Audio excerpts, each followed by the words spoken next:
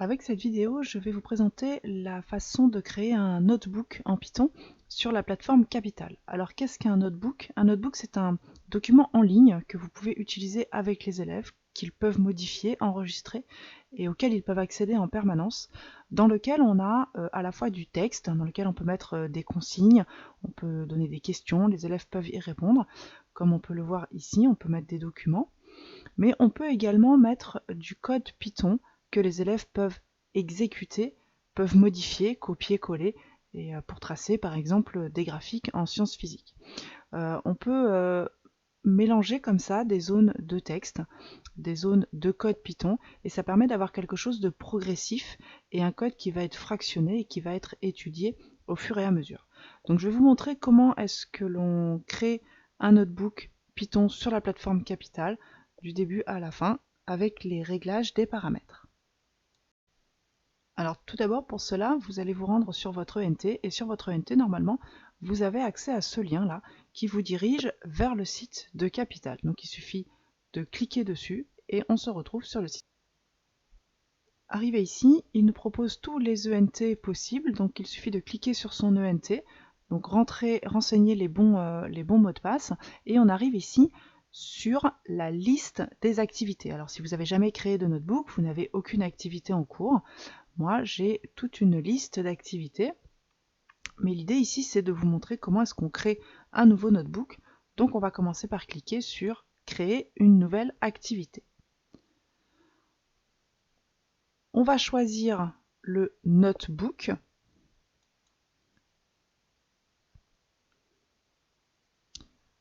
Alors, on va commencer par régler certains paramètres. Alors, on commence déjà par lui donner un titre à ce notebook.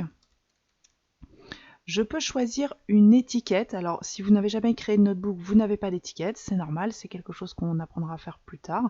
L'idée, c'est de trier un petit peu, de ranger vos différents notebooks. Donc, vous pouvez déjà choisir, si vous en avez, une étiquette dans laquelle vous allez ranger le notebook.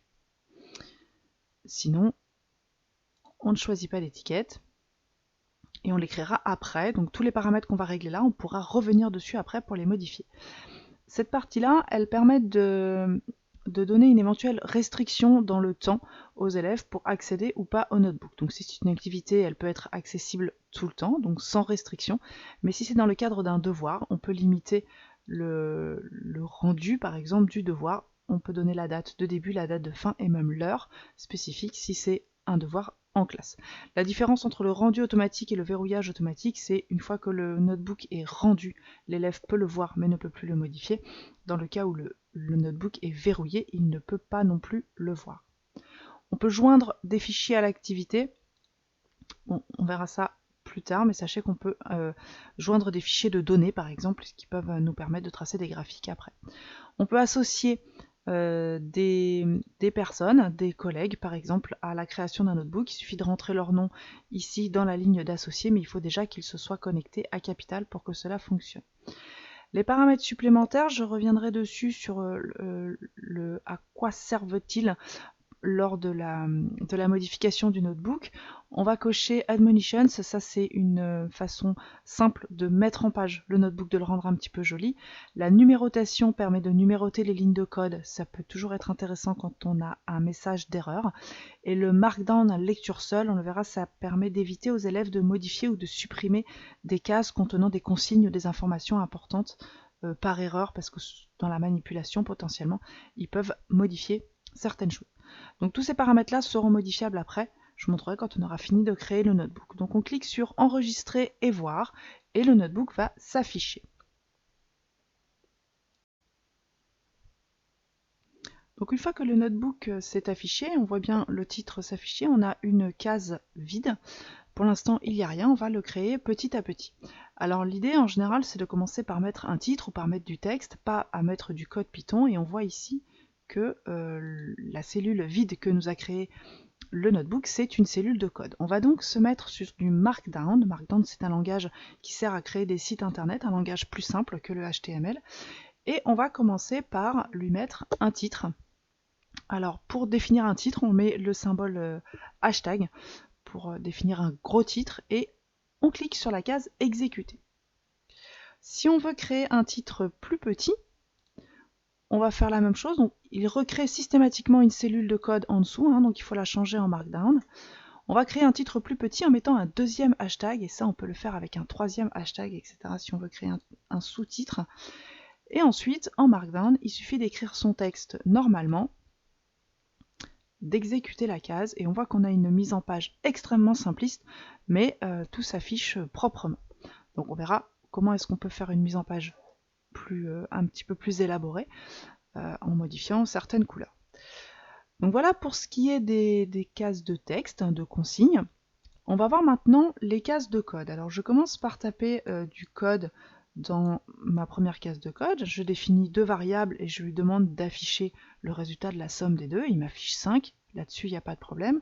Ce qu'il faut savoir, c'est que dans toutes les cases de code qui vont être utilisées après, le code du début sera mémorisé. Ça veut dire que là, par exemple, si je remets du code dans une deuxième case et que je fais exécuter, il aura mémorisé la valeur de mes variables A et B. Donc ça permet de séquencer du code, d'ajouter des morceaux progressivement pour que les élèves apprennent doucement à faire un programme entier.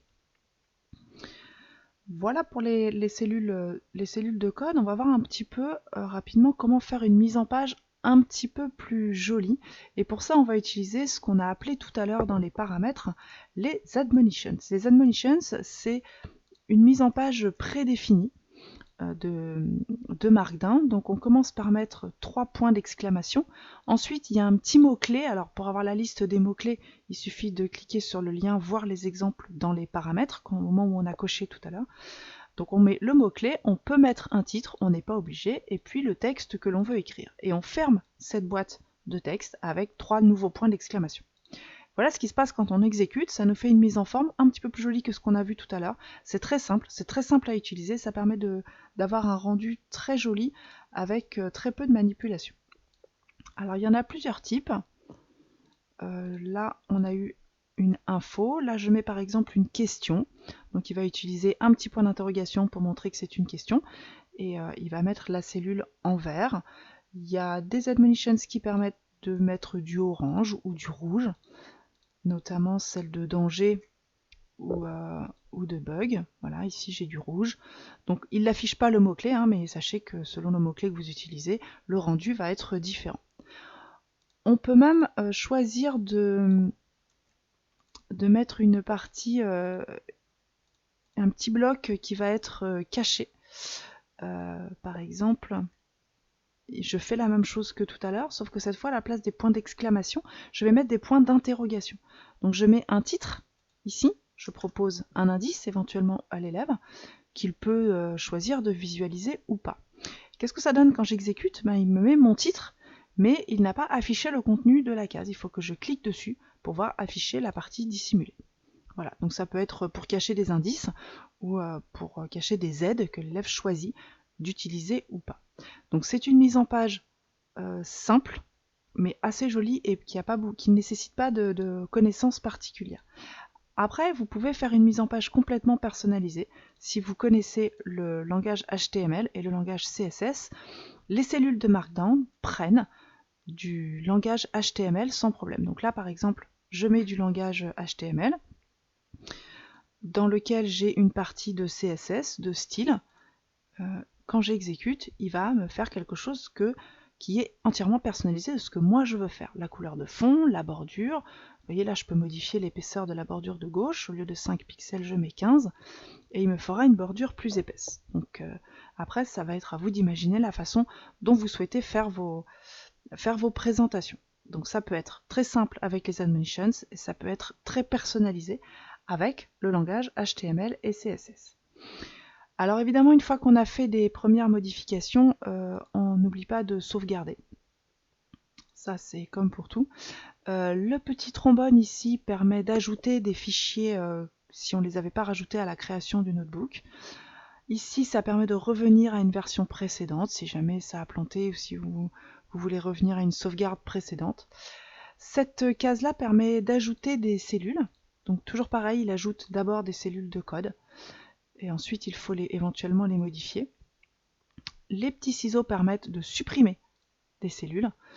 On peut copier-coller des cellules pour ne pas avoir à tout réécrire. On peut également le monter et descendre si on veut modifier la mise en page. La cellule d'exécution et la case stop si jamais l'exécution se passe mal et qu'on a par exemple une boucle infinie dans un code qui va faire planter un petit peu le programme.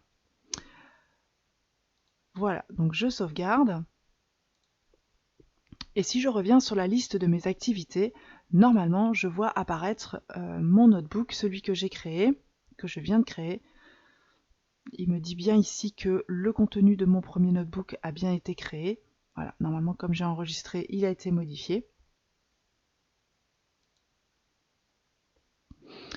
Et il apparaît bien ici. La petite roue crantée permet de revenir sur les paramètres qu'on avait réglés tout à l'heure. Et ici, on a le code de partage avec les élèves. Si on donne ce code aux élèves et qu'ils le rentrent dans la case ici, accéder à une activité, puis qu'ils cliquent sur Go, ils accéderont au notebook que vous avez créé. On peut également partager le notebook avec un URL qui contient le code de partage. Et du coup, les élèves n'ont plus qu'à cliquer sur l'adresse et ils arriveront directement sur le notebook après s'être connectés via leur ENT. Voilà pour la création d'un notebook de bout en bout. Il y a d'autres éléments évidemment à connaître si on veut aller un petit peu plus loin dans la création, donc ça fera l'objet de vidéos supplémentaires.